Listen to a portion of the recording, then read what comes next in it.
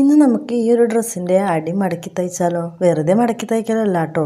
കുട്ടികളുടെ ഡ്രസ്സിലൊക്കെ കണ്ടിട്ടില്ലേ, ഉരുട്ടി നല്ല റോൾ ചെയ്ത് ഹെം ചെയ്തെടുക്കുന്നത്, അതുപോലെ ലോക്ക് ചെയ്തെടുക്കുന്നത് എങ്ങനെയാണ് കേട്ടോ.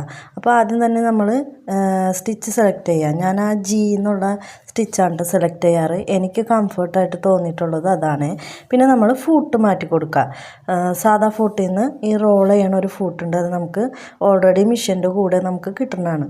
എന്നിട്ട് അതിലേക്ക് നമ്മൾ തുണിയുടെ ചീത്തവശം വെച്ചിട്ട്, ചീത്തവശം മോൾ ഭാഗത്ത് വന്ന പോലെ വെച്ചിട്ട് ഇതുപോലെ അങ്ങോട്ട് ഒന്ന് ഉള്ളിലേക്ക് റോൾ ചെയ്ത് പിടിക്കുക.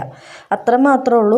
വളരെ ഈസിയാണ്. പിന്നെ ഇത് നെറ്റായതുകൊണ്ട് ഇച്ചിരി ടൈം എടുക്കും ചെയ്യാനായിട്ട്.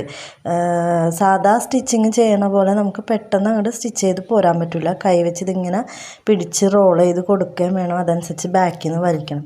അപ്പോൾ ഇതാണ് അതിൻ്റെ ഫൈനൽ ലുക്ക്. അപ്പോൾ ഇതുപോലെ നമുക്ക് 2 എണ്ണം ചെയ്യാനുണ്ടായിരുന്നു.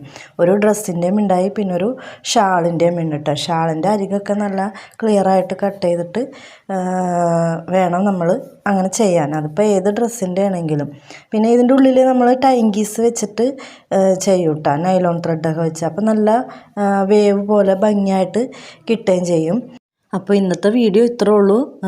ആർക്കെങ്കിലും യൂസ്ഫുള്ളായിട്ടുണ്ടെങ്കിൽ കമൻറ്റ് ചെയ്യണേ. ഇഷ്ടപ്പെട്ടാൽ ലൈക്ക് ചെയ്യാനും മറക്കരുത് കേട്ടോ.